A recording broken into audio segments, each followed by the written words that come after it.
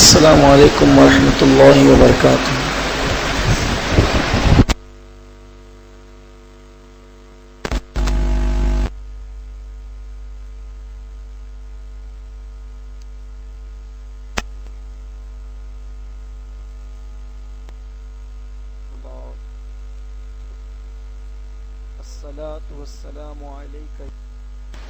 اور اس میں اللہ تعالی نے عورتوں کے مسائل کو بیان فرمایا ہے، اس لیے اس سورہ مبارکہ کا نام سورہ نساء ہے۔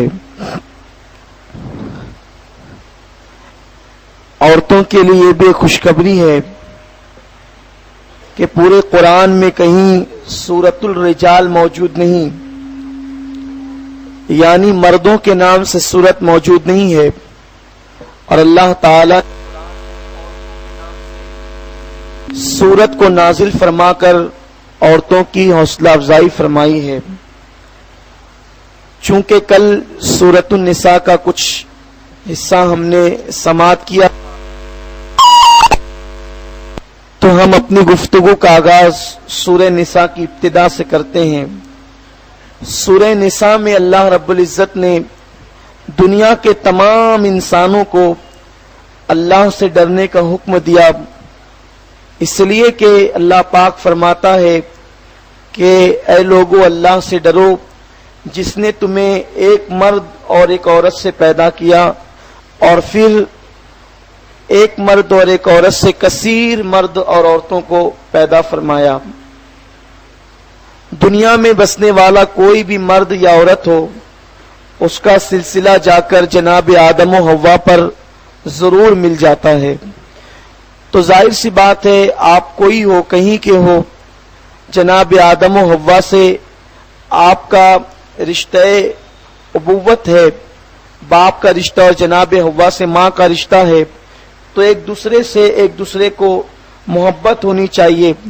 یہاں پر مرد اور عورت کو یہ باور کرایا گیا ہے کہ اے مردوں، جس ماں باپ کی تم اولاد ہو، تمہاری بیوی بھی اسی ماں باپ کی اولاد ہے، تو جو رحم و کرم آپ اپنے حوالے سے رکھتے ہیں، وہی رحم و کرم کا معاملہ آپ کو اپنی بیوی کے حوالے سے بھی رکھنا چاہیے۔ پھر اللہ رب العزت نے یتیموں کے ساتھ اچھا سلوک کرنے کا حکم دیا۔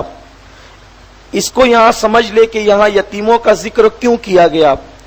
مدینہ منورہ میں لوگ ایسا کرتے تھے کہ جو یتیم لڑکیاں ہوتی تھی تو ان کے ماں باپ جو مال چھوڑ کر کے مرتے تھے، انتقال کرتے تھے، تو ان کے مال پر قبضہ کرنے کے لیے اگر وہ لڑکیاں انہیں پسند نہ بھی ہوتی تو بھی صرف مال کی خاطر ان سے نکاح کر لیتے، اور نکاح کرنے کے بعد پھر چونکہ وہ ان کو پسند نہیں تھی تو صرف مال کو ہڑپ کرنے کے لیے وہ ان سے نکاح کرتے، اور پسند نہ ہونے کی وجہ سے بیوی جیسا سلوک ان کے ساتھ نہیں کرتے۔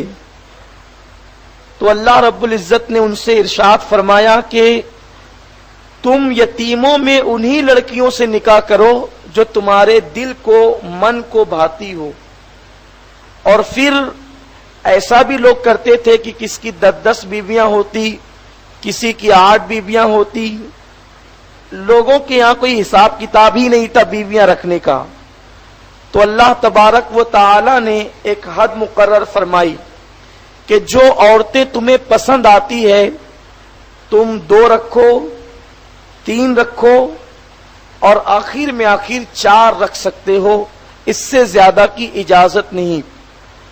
لوگ بہت دھڑلے سے یہ بات کہتے ہیں کہ اسلام نے 4 بیوی کرنے کا حکم دیا، مگر وہ پوری آیت کو نہیں پڑھتے اور نہ سمجھتے۔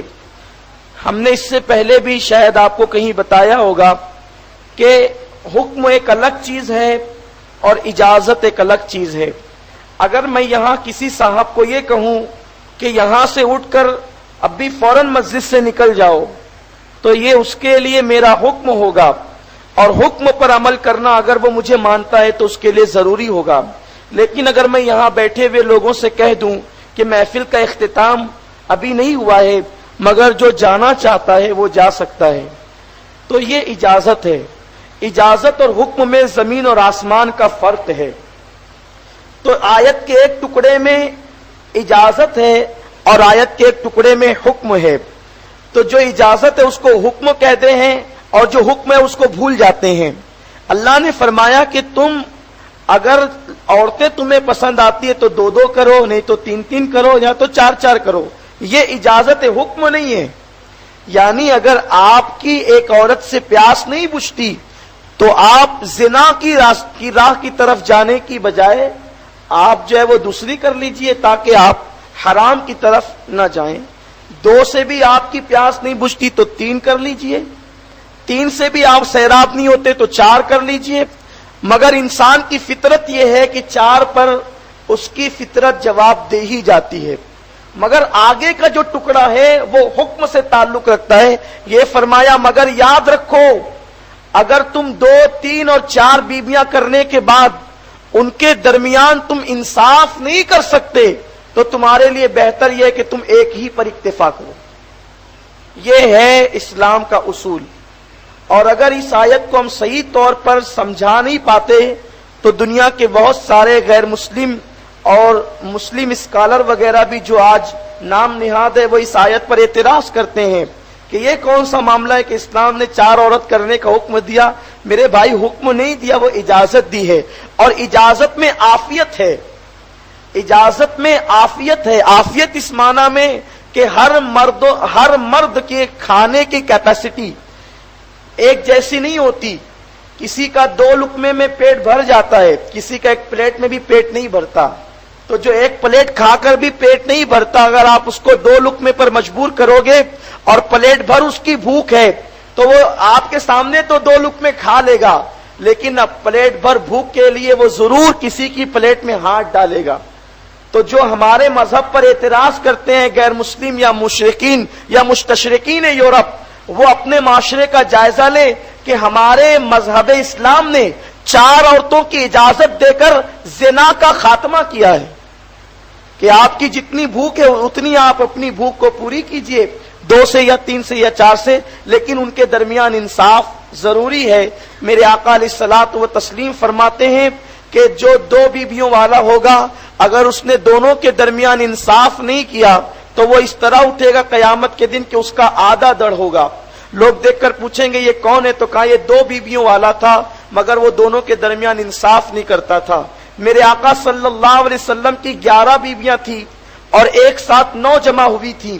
یہ حضور کی خصوصیات میں سے ایک بات یہ بھی یاد رکھیں، عام مسلمانوں کو 4 کی اجازت ہے اور حضور کے لیے اللہ کا حکم ہے محبوب آپ جتنی چاہیں اتنی کریں، اس لیے کہ محبوب اور عام انسان دونوں برابر نہیں ہے. رسول اللہ کی برابری عام لوگوں سے نہیں ہے، اسی لیے کہا کہ اے عام انسانوں تمہاری اتنی حیثیت ہے، تم اپنی حیثیت ہی میں رہو. تو جب رسول اللہ اس دواجی زندگی میں بے مثال ہے تو عبادت کے معاملے میں حضور کتنے بے مثال ہوں گے. جب کوئی اس دواجی زندگی میں حضور کی برابری نہیں کر سکتا تو عبادت کے معاملے میں کوئی رسول اللہ کی برابری کیسے کر سکتا ہے. تو بہرحال حضور کی 9 بیویاں ایک ساتھ جمع ہوئی مگر اللہ کے رسول نے ایک دن تقسیم کر رکھا تھا. آپ کے یہاں اس دن، آپ کے یہاں اس دن، جیسے کہ کل میں نے عرض کیا کہ جمعہ کا دن جو تھا ماں میمونہ کے سپرد تھا. مگر جب حضور علیل ہو گئے، بیمار ہو گئے مرض وصال میں، تو اللہ کے رسول نے اپنی ازواج کو جمع فرمایا اور ان سے کہا کہ اگر آپ سب مجھے اجازت دو اور اپنی باری معاف کر دو تو میں عائشہ کے یہاں قیام کر لوں. اور پھر سب نے بخوشی اجازت دی، تب حضور صلی اللہ علیہ وسلم نے قیام فرمایا. یہ کیفیت ہے. اگر 2 سے زیادہ بیویاں ہو تو انصاف کا تقاضا یہ ہے کہ اگر آپ کسی کے یہاں بیماری میں بھی رکنا چاہیں تب بھی جن کی باری ہے آپ کو ان سے اجازت لینی پڑے گی. حالانکہ رسول اللہ مالک و مختار ہیں، وہ اجازت نہ بھی لیتے تو وہ سارے انسانوں کی جانوں کے مالک ہے، مگر آقا نے اجازت لے کر عورتوں کے ساتھ رہنے کا طریقہ ہمیں عطا فرمایا. تو پھر یہ بات ہوتی ہے اور اس کے بعد پھر حکم ہوتا ہے، چونکہ بات نکاح کی چل رہی ہے. فرمایا کہ جب تم عورتوں سے نکاح کرو تو ان کے مہر ادا کر دو. اور عورتوں کو یہ حکم دیا گیا کہ عورتیں اس بات میں بالکل مالک و مختار ہے کہ وہ اپنے شوہر سے مہر کا مطالبہ کر سکتی ہے. بلکہ یہاں تک کہ شریعت کا مسئلہ ہے کہ عورت کو یہاں تک اختیار ہے کہ عورت شوہر سے کہے کہ آپ ہمارا مہر ادا کریں ورنہ ہم آپ کو قریب نہیں آنے دیں گے. عورت کو اسلام نے یہ حق عطا فرمایا ہے اور شوہر پر لازم ہے, ضروری ہے کہ وہ مہر ادا کرے, کیونکہ حدیث پاک میں آتا ہے کہ جو نکاح کرے اور مہر ادا نہ کرنے کا پکا ارادہ کر لے کہ معاف کروا کے رہوں گا, میری بیوی ہے نا, میری ہی چلے گی, معاف کروا کے رہوں گا, میرے آقا فرماتے ہیں ایسا شخص قیامت کے دن زانی کی حیثیت سے اٹھایا جائے گا کہ اس کا شمار زانیوں میں ہوگا. اور یہ بھی ہے کہ جو نکاح کرے اور مہر ادا نہ کرے اور بیوی سے ملاقات کرے, اس کی اولاد جو پیدا ہوگی نافرمان پیدا ہوگی. تو لوگوں کو چاہیے کہ پہلے یہ ہوتا تھا, پہلے کے دور میں نے اپنے بڑے بوڑھوں سے سنا ہے کہ عورتوں کو جب مہر دیا جاتا تھا تو وہ روتی تھی, نہیں لیتی تھی, اور وہ ڈرتی تھی کہ مہر آپ دے دیں گے تو پھر کبھی بھی آپ 1 2 3 بول کر کے مجھے بھگا دیں گے. تو ایسا نہیں ہے, عورتوں کو چاہیے کہ وہ مہر ان کا حق ہے, وہ مہر لے لے. اور اس کے بعد پھر قرآن نے حکم دیا عورت چاہے تو وہ اپنی ذات پر خرچ کرے یا چاہے تو پھر وہ اپنے شوہر کو دے دے, اور شوہر پھر خوشی سے جہاں چاہے اسے خرچ کر سکتا ہے. یہ بھی مسئلہ ہے, یہ ضروری نہیں ہے کہ جو مہر کی رقم ہے وہ مسجد اور مدرسے میں ہی دی جائے, ایسا ضروری نہیں ہے, لیکن اگر آپ دے دیں تو برکت ہوگی انشاءاللہ اور آپ کو اس کا بڑا فائدہ ہوگا. اللہ پاک اس کا ثواب آپ کو عطا فرمائے گا. پرانے دور کی بوڑھی عورتوں کو ہم نے دیکھا کہ جب انہیں مہر ملتا ہے تو وہ مسجد اور مدرسے میں دے دیتی ہے اور اس سے وہ ثواب کماتی ہے. لیکن یہ ضروری نہیں ہے کہ آپ مسجد اور مدرسے میں ہی دیں, آپ اپنی ذات پر بھی خرچ کر سکتی ہیں. عورتوں کے لیے حکم یہ. پھر اس کے بعد وراثت کے مسائل بیان کیے گئے کہ مرد کو جو بیٹی ہوگی اس کا دگنا ملے گا, بیٹی کو 1 حصہ ملے گا. اسی طریقے سے کسی کو 6واں حصہ, کسی کو 4واں حصہ, اس طریقے سے اس کی پوری تفصیل بیان کی گئی ہے. زبانی طور پہ اگر میں اسے سمجھانا چاہوں تو شاید آپ اسے نہیں سمجھ سکیں گے, اسی لیے میں یہاں پر اسی پر اپنی گفتگو کو جو ہے وہ روکتا ہوں کہ وراثت کے مسائل بیان کیے گئے. اس کے بعد پھر ارشاد فرمایا گیا کہ اگر کوئی تم میں سے کوئی عورت یا مرد بدکاری کریں تو اس وقت تک کہ تم اس بدکاری پر یقین مت کرو جب تک کہ تمہیں 4 مرد گواہ نہ مل جائیں. اور 4 مرد گواہ میں بھی ایسے انہوں نے دیکھا ہو جیسے سوئی کے اندر دھاگا دیکھا جاتا ہے. یہاں ہمارے معاشرے میں عزت بہت سستی ہے, جبکہ اللہ کے رسول نے ارشاد فرمایا ایک مومن کی عزت کعبۃ اللہ سے بھی افضل ہے. ایک مرتبہ اللہ کے رسول کعبے سے خطاب فرما رہے تھے, فرمایا کعبہ تو بہت افضل ہے, بہت افضل ہے, بہت افضل ہے, تیرے ارد گرد پھرنے والے کے تمام گناہ معاف ہو جاتے ہیں, مگر اے کعبہ سن لے تیری عزت سے زیادہ میرے ایمان والے امتی کی عزت ہے. اللہ کے رسول نے ایمان والے امتی کی عزت کو کعبے سے بڑھا دیا. تو کیا بات ہے کہ آپ کعبے کی توہین گوارا نہیں کرتے اور آپ مسلمانوں پر الزام لگاتے پھرتے ہیں. ایک مسجد شہید ہو جائے تو آپ کو اتنا غم ہوتا ہے, لیکن ہر روزانہ آپ درجنوں مسلمانوں کی عزت کا چیر پھاڑ کرتے ہیں, اس کا ذمہ دار کون ہے؟ جبکہ مومن کی عزت کعبے سے افضل ہے اور کعبہ تمام مساجد سے افضل ہے. اسی لیے ہر چیز کے لیے 2 گواہ کی ضرورت ہے, مگر زنا جو کسی کی عزت کو تار تار کرنے والی چیز ہے, عزت کو تباہ کرنے والی چیز ہے, اگر کسی پر زنا کا الزام مانا جائے گا تو اس میں 4 گواہوں کی ضرورت ہوگی. اور اس میں بھی تفصیل ہے کہ وہ عادل ہو, وہ ثقہ ہو, وہ جو ہے مردود الشہادہ نہ ہو, یعنی صرف داڑھی سے کام نہیں چلے گا. پہلی چیز تو 1 مشت ان کی داڑھی ہو, دوسری چیز یہ کہ وہ ہر نماز جماعت کے ساتھ پڑھتے ہوں, بلا عذر شرعی وہ جماعت ترک نہیں کرتے ہوں. پھر اس کے بعد کبھی ان پر جھوٹ کا الزام نہ لگا ہو, وہ بازار میں کبھی کسی کو کھاتے پیتے دکھائی نہ دیے ہوں. ایسے عادل و ثقہ 4 لوگ یہ گواہی دیں کہ ہم نے ایسے دیکھا ہے کہ جیسے سوئی میں دھاگا دیکھتے ہیں. اور پھر ایک شرط یہ بھی ہے کہ وہ 4 ایک ساتھ نہ آئے ہوں, وہ 4 ایک ساتھ نہ آئے, وہ 4 الگ الگ رستے سے آئے ہوں اور وہ 4 ایک بات پر اتفاق کرتے ہوں. اور اس میں اور بھی تفصیلات ہیں. تو قرآن نے کہا کہ 4 گواہ چاہیے, تب کسی پر زنا کا الزام مانا جائے گا, ورنہ کسی کے بارے میں زنا کے بارے میں خاموشی اختیار کرو. فرمایا گیا جو بغیر ثبوت کے کسی پر زنا کا الزام لگائے گا وہ اس وقت تک کہ نہیں مرے گا جب تک کہ اس پر الزام نہ لگ جائے اور وہ ذلیل نہ ہو جائے. اس لیے لوگوں کو چاہیے کہ اس معاملے میں بہت احتیاط کیا کریں. اس میں اتنی احتیاط کی ضرورت ہے مگر لوگ جو ہے وہ اس کو بہت ہلکا جانتے ہیں. جس کے کسی کے بارے میں بول دیتے ہیں وہ فلاں کا فلاں سے ایسا ہے, وہ فلاں کا فلاں. ارے آپ نے دیکھا؟ جب آپ نے نہیں دیکھا تو کعبۃ اللہ سے افضل ایک انسان کی عزت ہے, ایک مومن کی عزت ہے. آپ یوں ہی زبان سے کسی کے بارے میں کچھ کہتے ہیں, یہ آپ کا قرآن آپ کو تنبیہ کر رہا ہے کہ آپ نہیں کہہ سکتے. اور یہ بھی حکم ہے کہ اگر آپ نے ایسا دیکھا جیسے سوئی میں دھاگا, تب بھی آپ کے لیے بہتر یہ ہے کہ آپ اس کے عیب پہ پردے ڈال دیں. اگر آپ نے اس کا عیب چھپا دیا تو اللہ رب العزت آپ کے عیب چھپا دے گا. بہرحال پھر اس کے بعد کن عورتوں سے نکاح کرنا چاہیے, کن سے نہیں کرنا چاہیے, اس کی تفصیل آئی ہے کہ جو تمہارے باپ داداؤں نے جن سے نکاح کیا, طلاق دے دیا یا ان سے وہ بیوہ ہو گئی, اب تم جو ہے وہ ان سے نکاح نہیں کر سکتے. پھر اسی طریقے سے حکم دیا گیا ہے کہ تم اپنی بیٹیوں سے, اپنی پھوپھیوں سے, اپنی بھتیجیوں سے, اپنی بھانجیوں سے, اپنی نواسیوں سے یعنی اصل اور فرا سے نکاح نہیں کر سکتے. اوپر ماں, دادی, نانی جتنے اوپر چاہتے جائیں ان میں سے کسی سے نکاح نہیں کر سکتے. نیچے بیٹی, پوتی, نواسی, بھانجی, بھتیجی جتنا نیچے جاتے جائیں ان سے بھی نکاح نہیں کر سکتے. اس کی بھی تفصیل آئی ہے. پھر جس سے آپ نے اور دوسری اس بچی نے ایک ہی ماں سے دودھ پیا ہے تو آپ اس سے بھی نکاح نہیں کر سکتے. اس کی پوری تفصیل اور اس کے احکام بیان کیے گئے ہیں. اس کے بعد پھر اور کون سی عورتیں آپ پر حرام ہیں, تو فرمایا گیا کہ جو عورتوں کے نکاح ہو چکے, جو شوہر والی عورتیں ہیں انہیں محسنہ کہتے ہیں, وہ بھی آپ پر حرام ہے. جس کا نکاح ہو چکا, اب ایک مرتبہ جس کا نکاح ہو چکا دوسرا اس کے ساتھ نکاح نہیں کر سکتا. پھر اس کے بعد ارشاد فرمایا گیا کہ تم پر کنیز حلال ہے. 4 عورتوں کی قید ہے لیکن کنیز آپ جتنی رکھنا چاہیں اتنی رکھ سکتے ہیں.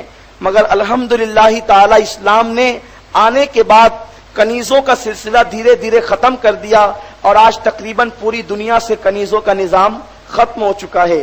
کنیز اور غلام ان کو کہتے تھے جو جنگوں میں قید ہو کر کے آتے تھے یا پھر لوگ انہیں فروخت کرتے تھے اور لوگ انہیں پیسہ دے کر خریدتے تھے.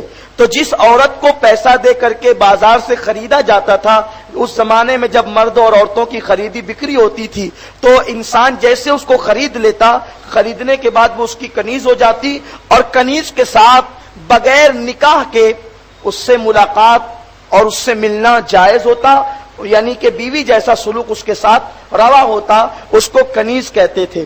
مگر الحمدللہ جب رسول اللہ صلی اللہ علیہ وسلم نے اعلان نبوت فرمایا تو حضور صلی اللہ علیہ وسلم نے غلاموں کو اور کنیزوں کو آزاد کرنے کی فضیلت بیان فرمائی. آزاد ہوتے ہوتے ہوتے ہوتے اب الحمدللہ وہ سارا معاملہ ختم ہو گیا. اب دنیا میں آزادی ہی آزادی ہے, کوئی کسی کی کنیز نہیں, کوئی کسی کا غلام نہیں ہے. الحمدللہ سب اللہ کے بندے ہیں اور رسول اللہ صلی اللہ علیہ وسلم کے غلام ہیں. پھر اس کے بعد ایک بہت پیاری روایت عورتوں کے لیے آئی ہے.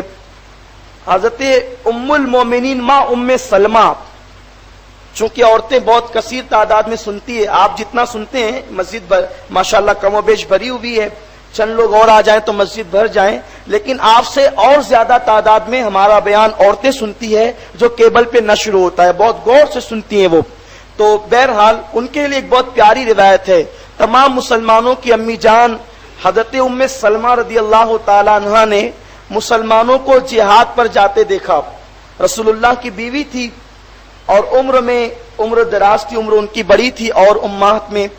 تو انہوں نے کہا کاش ہم لوگوں پر بھی جہاد فرض ہوتا اور ہم بھی لڑنے کے لیے جاتے.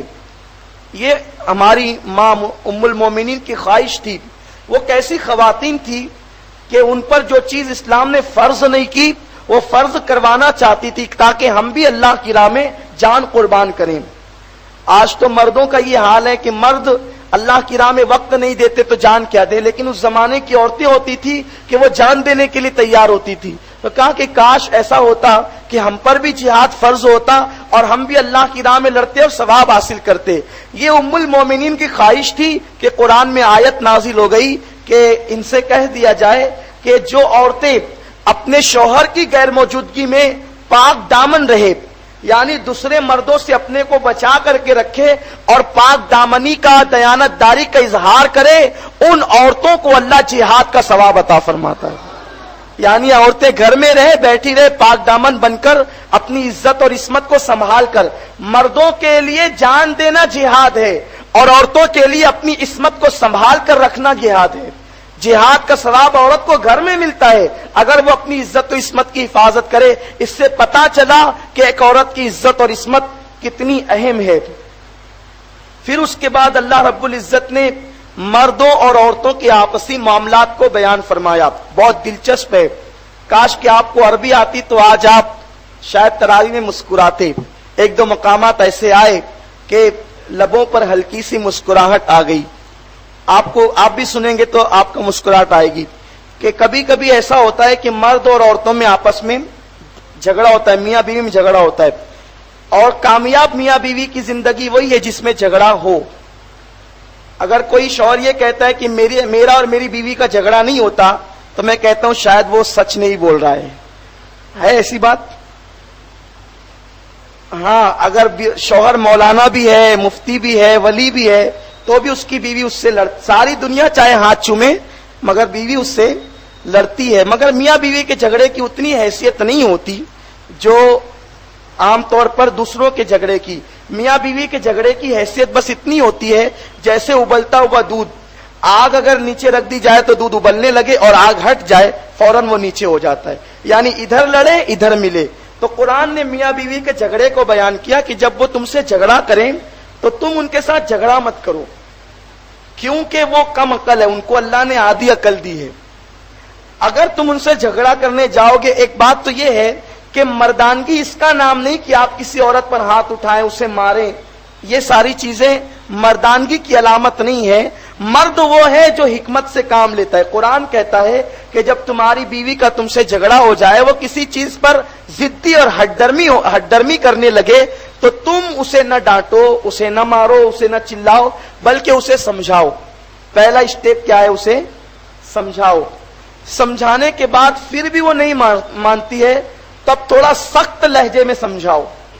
ہمارا قرآن کتنا پیارا ہے کوئی مذہب کی ایسی کتاب جو ان باتوں پر بھی بحث کرتی ہو؟ ہمارا یہ اسلام ہے کہ جو ہمیں کہاں سے کہاں تک کی باتیں سکھاتا ہے۔ تو کہتا ہے کہ جب تم اطمینان سے وہ تمہاری بات کو نہیں مانتی تو تھوڑی سخت لہجے میں کہو، ایسا مت کرنا۔ پھر بھی وہ اپنی ضد پر اڑی ہوئی ہے تو قرآن کہتا ہے اب بھی مت مارو، اب بھی مت مارو۔ قرآن کہتا ہے ان سے اپنے بستر کو الگ کر لو۔ جب تم ان سے اپنے بستر کو الگ کر لو گے، قرآن کہتا ہے وہ خود بخود سیدھی ہو جائے گی، وہ خود بخود درست ہو جائے گی۔ جھگڑے کو قرآن مقدس نے ختم کرنے کا کتنا پیارا انداز بتایا، اور وہ لوگ جانتے ہیں اور میری وہ بہنیں بھی جانتی ہے کہ ان کے لیے وہ کتنا دشوار مرحلہ ہے جس کو قرآن نے بیان فرمایا ہے۔ اور اسی لیے عورتوں کو مارنے سے میرے آقا فرماتے ہیں مجھے ان مردوں پر تعجب ہوتا ہے کہ جو اپنی بیویوں کو مارتے ہیں پھر ان کے قریب جاتے ہیں، ان کی مثال تو ایسے ہی ہے جیسے وہ تھوک کر کے چاٹتے ہیں۔ تو اس لیے مارنا یہ فن نہیں اور یہ حکمت نہیں، بلکہ حکمت کے ساتھ انہیں محبت کے ساتھ لے کر چلنا یہ قرآن مقدس کا فرمان ہے۔ اس کے بعد پھر اللہ رب العزت نے ایک چیز اور بیان فرمائی کہ اگر کوئی کسی پر زنا کا الزام لگائے تو اسے کوڑے لگائے جائیں۔ اگر اسلامی حکومت ہو تو یہ قانون نافذ ہوگا، مگر چونکہ یہاں کی حکومت اسلامی نہیں ہے اس لیے قانون نافذ نہیں ہوگا۔ اور جو لوگ ایک دوسرے پر الزام لگاتے ہیں اللہ کے یہاں ان کے لیے بڑی دردناک سزا ہے۔ پھر اس کے بعد تیمم کے مسائل بیان کیے گئے کہ جب تم سفر میں رہو یا بیمار رہو اور تم ناپاک ہو جاؤ یا تمہارا وضو ٹوٹ جائے اور تمہیں نماز پڑھنا ہو تو تم تیمم کر کے نماز پڑھ سکتے ہو، یعنی زمین پر ہاتھ مار کر یا جو چیز زمین کی جنس سے ہے اس پر ہاتھ مار کر چہرے کا مسح کرو اور ہاتھ کا مسح کرو۔ اگر وضو کی نیت ہے تو وضو ہو جائے گا اور اگر غسل کی نیت ہے تو غسل ہو جائے گا۔ ایسی صورت میں آپ نماز پڑھ سکتے ہو۔ یہاں ایک مسئلہ عرض کر دوں، وقت بہت تیزی کے ساتھ نکل رہا ہے۔ کبھی کبھی اپنے ساتھ ایسا ہوتا ہے، آپ کے ساتھ بھی ہمارے ساتھ بھی، کہ فجر میں اٹھنے میں تاخیر ہو گئی اور ایسا تھا کہ غسل فرض تھا، اب 2 ہی منٹ بچے ہیں فجر کا وقت ختم ہونے میں۔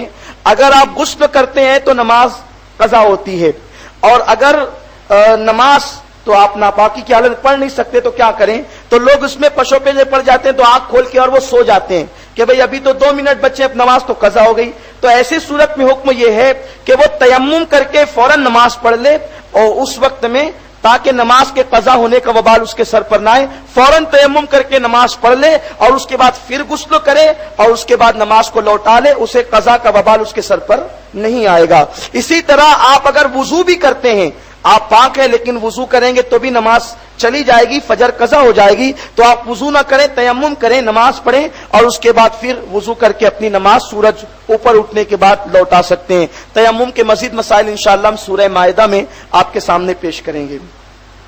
اس کے بعد ایک بڑا پیارا واقعہ بیان کیا گیا ہے جس کے لیے بیان کرنے کے لیے یہاں وقت نہیں، شاید آپ نے اس سے پہلے سنا ہوگا وہ واقعہ بھی. وہ واقعہ یہ تھا کہ ایک منافق میں اور ایک یہودی میں آپس میں جھگڑا ہو گیا تھا. تو منافق کہتا تھا کہ ہمیں انصاف کے لیے کسی اور کے پاس جانا چاہیے، اور جو یہودی تھا وہ یہ کہتا تھا کہ ہمیں انصاف کے لیے جو ہے وہ رسول اللہ کی بارگاہ میں جانا چاہیے، ان سے بہتر انصاف کرنے والا کون ہے. اور پھر آپ جانتے ہیں کہ ہوا یہ کہ وہ رسول اللہ کی بارگاہ میں گئے، رسول پاک نے یہودی کے حق میں فیصلہ فرمایا اور منافق نے کہا کہ میں اس پر اتفاق نہیں کرتا، اور پھر وہ سیدنا فاروق اعظم کے پاس لے کر کے گیا. فاروق اعظم نے اس کی گردن اڑا دی. تو منافقین نے ہنگامہ کرنا شروع کیا کہ پہلے تو مسلمان کافروں کو قتل کرتے تھے، اب کلمہ پڑھنے والوں کو، مسلمانوں کو مسلمان قتل کر رہے ہیں. یہ مسلمان کا جھگڑا اس وقت بھی تھا اور ابھی بھی ہے. کلمہ پڑھنے والے کلمہ پڑھ کر رسول اللہ کی توہین کر کے دھوکہ دیتے ہیں، عوام کو وہ نظر نہیں آتا، اور جو لوگ عمر فاروق کی سنت ادا کرتے ہیں ان پر لوگوں کو اعتراض ہوتا ہے. تو بہرحال فاروقی سنت پر آج بھی عمل کرنے پر اعتراض ہوتا ہے، فاروق اعظم پر بھی اعتراض ہوا تھا، مگر اللہ کی تائید جو ہے وہ اہل حق کے ساتھ ہی ہے. پھر کیا ہوا؟ جب خوب واویلا ہوا کہ عمر نے مسلمان کو قتل کیا، مسلمانوں کو قتل کیا، تو اللہ پاک نے قرآن میں آیت نازل فرما دی، اے میرے محبوب ان لوگوں سے آپ کہہ دیں کہ یہ جب تک کہ اپنے آپسی جھگڑے میں آپ کو حاکم نہیں مانیں گے اس وقت تک یہ مسلمان نہیں ہوں گے. جو آپ کا فیصلہ نہیں مانتا وہ مسلمان نہیں ہو سکتا. یہ بات بتائی گئی. اس کے بعد ایک اور بات جو اس سے پہلے گزری لیکن وہ بیان ہونے سے رہ گئی تھی، آج وہ بات پھر اتفاق سے آئی کہ یہودی جو تھے وہ حضور صلی اللہ علیہ وسلم کو رائنا کہتے تھے، اور رائنا کے معنی ایک ہوتے ہیں دوبارہ ارشاد فرمائے اور ایک معنی ہوتے ہیں چرواہے کے. تو وہ حضور صلی اللہ علیہ وسلم سے کوئی بات کرتے تو رائنا کہتے، صحابہ رائنا کہتے کہ حضور دوبارہ فرمائے، لیکن یہودی گندی نیت سے کہتے کہ اے چرواہے، رائنا کہہ کے. تو اللہ تعالیٰ نے یہودیوں پہ لعنت فرمائی کہ تم جو ہے اپنی لغت میں میرے محبوب کی توہین کرتے انہیں گالی دیتے ہو. تو اللہ تعالیٰ نے ان پر لعنت فرمائی کہ جو میرے رسول کی توہین کرتا ہے اس پر لعنت ہے، اور جس پر اللہ کی ایک مرتبہ لعنت پڑ گئی اس پر جنت ہمیشہ ہمیشہ کے لیے حرام ہو گئی، اب وہ جہنم ہی کے اندر جائے گا. تو پتا چلا اگر کوئی ایسا لفظ ہو جس کے 2 معنی ہو، ایک اچھا معنی ایک برا معنی، تو وہ بھی رسول اللہ کی شان میں مت کہو جس سے توہین کا پہلو نکلتا ہے. تو قرآن کہتا ہے کاش کہ وہ رائنا کہنے کی بجائے انظرنا کہتے کہ یا رسول اللہ ہمارے حال پر نظر فرمائیں، ہمارے حال پر نظر فرمائیں. یہ شان ہے اللہ کے رسول صلی اللہ علیہ وسلم کی.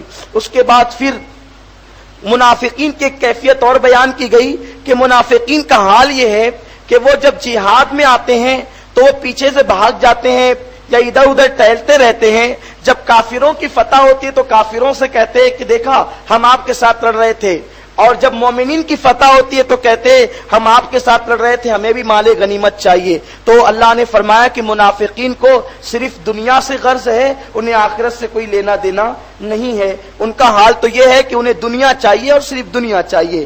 پھر اس کے بعد فرمایا کہ یہ قرآن اللہ کی کتاب ہے، اور اس کی دلیل یہ ہے کہ اگر یہ قرآن اللہ کی کتاب نہیں ہوتا بلکہ کسی انسان کی کتاب ہوتا تو اس کے اندر بہت سارا اختلاف پایا جاتا. پھر اس کے بعد حکم دیا گیا کہ اے ایمان والو جب بھی کوئی تمہیں سلام کرے تو تم اس سے اچھے انداز میں اسے سلام اس کا سلام کا جواب دو، اور تم اچھی انداز میں سلام کا جواب نہیں دے سکتے تو کم از کم انہی الفاظ میں سلام کا جواب دو، یعنی تم سلام کرو تو کہو السلام علیکم ورحمۃ اللہ وبرکاتہ، اور جب کوئی سلام کرے تو اس کے جواب میں وعلیکم السلام ورحمۃ اللہ وبرکاتہ کہو، کیونکہ میرے آقا نے فرمایا لوگوں سلام کو عام کرو، کیونکہ ایمان لانے کے بعد اللہ کے نزدیک سب سے پسندیدہ کام یہ ہے کہ سلام کو عام کیا جائے، سلام جتنا عام ہوگا اتنی دلوں کی قدورتیں اور نفرتیں دور ہوگی، تو سلام کو عام کیا جائے، ایک دوسرے کو سلام کیا جائے، اور کوئی سلام کرے تو بہتر جواب دیا جائے۔ اور اسی ایک مسئلہ یہ بھی ہے، کچھ لوگ ہاتھ سے سلام کرتے ہیں، کچھ انگلیوں سے سلام کرتے ہیں، میرے آقا نے فرمایا انگلیوں سے اور ہتھیلیوں سے سلام کرنا یہ یہودی اور نصرانیوں کا طریقہ ہے، مسلمانوں کا طریقہ یہ ہے کہ وہ زبان سے کہتے ہیں السلام علیکم، تو آپ بھی زبان سے کہا کریں۔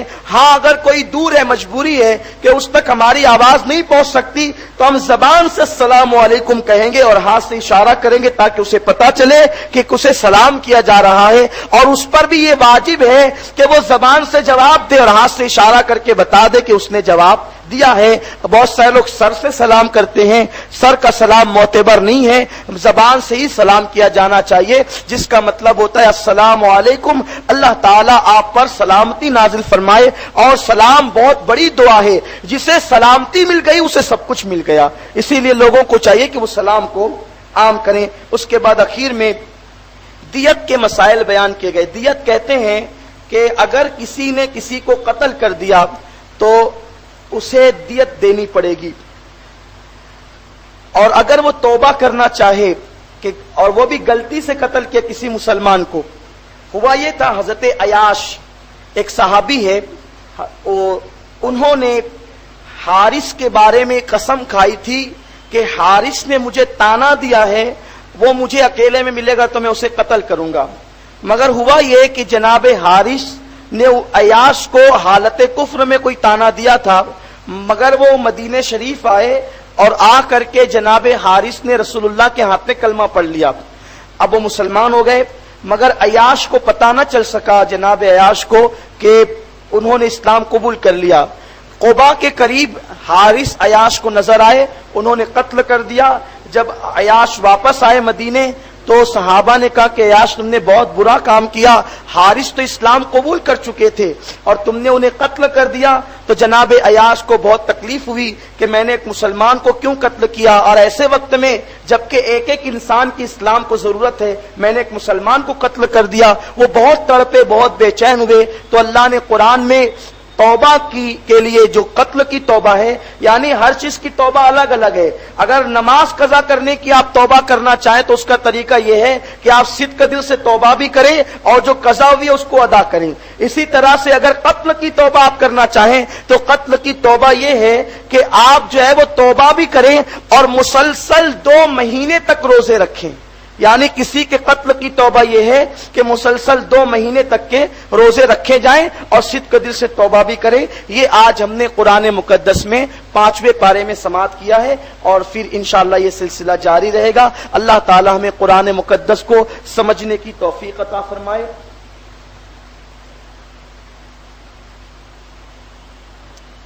اللہ تعالیٰ ہمیں سمجھنے کی توفیق عطا فرمائے، قرآن سے رشتے کو مضبوط فرمائے۔ کچھ سوالات عورتوں کی طرف سے یہاں آئے ہیں۔ روزے میں بیماری کیوں آتی ہے؟ ہر سال انسان بیمار پڑتا ہے، یہ جو ہے وہ نفس کا فطور ہے، ورنہ اللہ کے رسول صلی اللہ علیہ وسلم نے ارشاد فرمایا لوگوں روزہ رکھو صحت مند ہو جاؤ گے۔ روزہ کبھی بیماری نہیں لاتا بلکہ روزہ صحت لاتا ہے، تو روزہ رکھنے سے جو ہے وہ صحت ملتی ہے۔ اور یاد رکھیں جو لوگ پوشیدہ امراض میں مبتلا ہوتے ہیں ان کے لیے روزہ بڑا مفید ہے۔ میرے آقا صلی اللہ علیہ وسلم نے فرمایا انسان کے جسم کی زکوٰۃ ہے روزہ، مال کی زکوٰۃ نکالنے سے مال محفوظ ہو جاتا ہے، تو اسی طریقے سے روزہ رکھنے سے بیماریوں سے انسان کا جسم محفوظ ہو جاتا ہے۔ تو روزہ بڑی اہم چیز ہے۔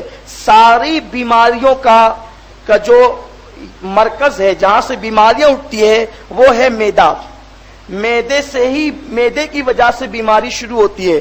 ایک شخص نے ہارون رشید کے دربار میں ایک بہت بڑے عالم دین کو، غالباً امام مالک کو یا کسی اور بڑے بزرگ کو یا امام ابو یوسف کو ٹوکا کہ ہمارے عیسیٰ علیہ السلام تو حکمت سکھا گئے، تمہارے قرآن میں کیا کوئی حکیمی علاج ہے بیماریوں کا؟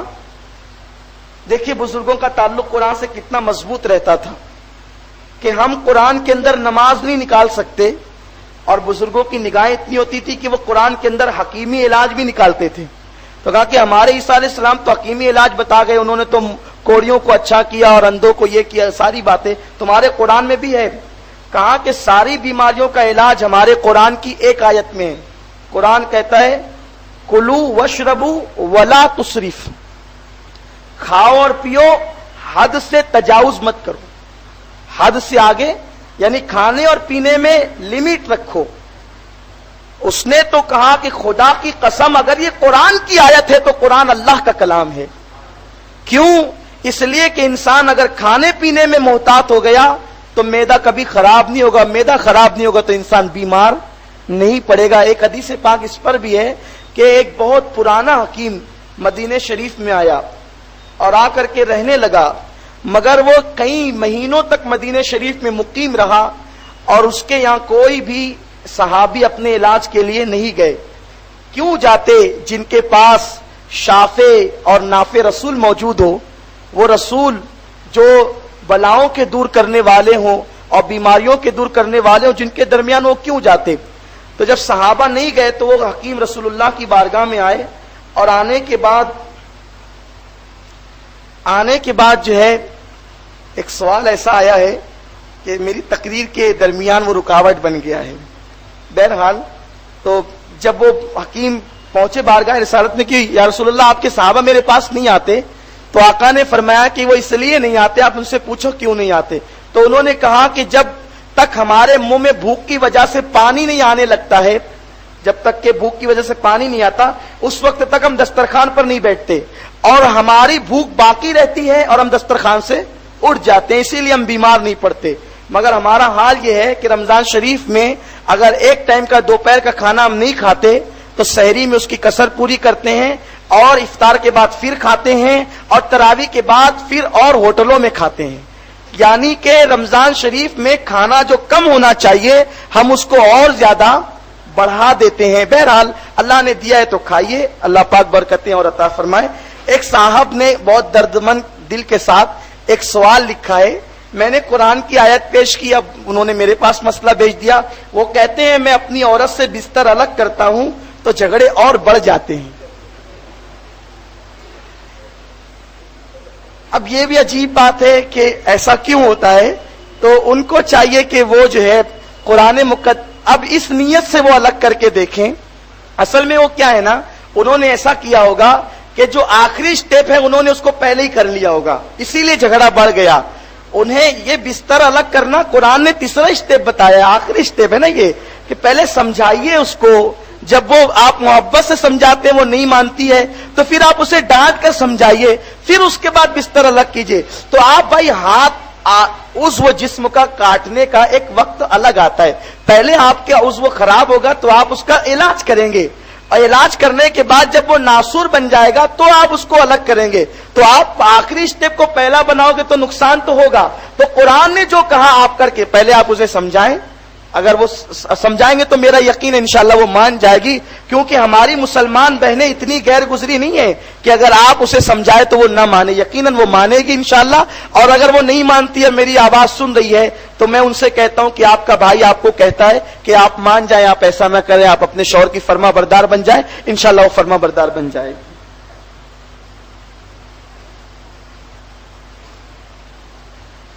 ایک صاحب نے لکھا ہے میں نے سنا ہے کہ دنیا میں جو مرد زنا کرتا ہے تو اسے زنا خور بیوی ہی ملتی ہے.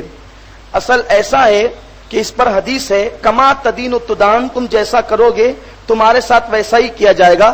اگر کسی نے زنا کیا، بدکاری کی، تو ممکن ہے کہ اس کے ساتھ ایسا ہو، مگر وہ صدق دل سے اگر توبہ کر لے تو اللہ تبارک و تعالیٰ اسے پاک دامن بیوی ہی عطا فرمائے گا. اب اگر کسی نے زنا کیا اور شادی ہو گئی اس کی، تب وہ اپنی بیوی پہ شک نہ کرے کہ اس نے بھی ایسا ہی کیا ہوگا. ایسا ضروری نہیں ہے. آپ کو چاہیے کہ اگر آپ شادی شدہ ہیں تو آپ اپنی بیوی کے ساتھ حسن ظن رکھیں اور آپ صدق دل سے توبہ کریں تاکہ اللہ تعالیٰ آپ کی توبہ کی برکت سے آپ کے ساتھ ایسا نہ ہونے دیں. ورنہ حدیث مبارکہ تو یہ ہے کما تدین و تدان، تم جیسا کرو گے تمہارے ساتھ ویسا ہی کیا جائے گا. اور بھی اس میں آگے گفتگو آ رہی ہے، ہم انشاءاللہ آگے آپ کو اس سلسلے میں بتائیں گے. وقت تو بہت زیادہ ہو رہا ہے، ہم اپنی گفتگو کو یہی ختم کرتے ہیں. الفاتحہ.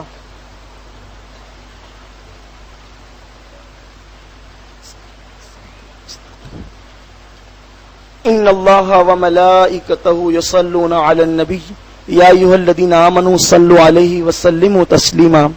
اللهم صل علی سیدنا مولانا محمد معدن الجود والکرم وآلہ الکرام اجمعین صلاۃ وسلاما علیک یا رسول اللہ. سبحان ربک رب العزۃ عما یصفون وسلام علی المرسلین والحمد للہ رب العالمین.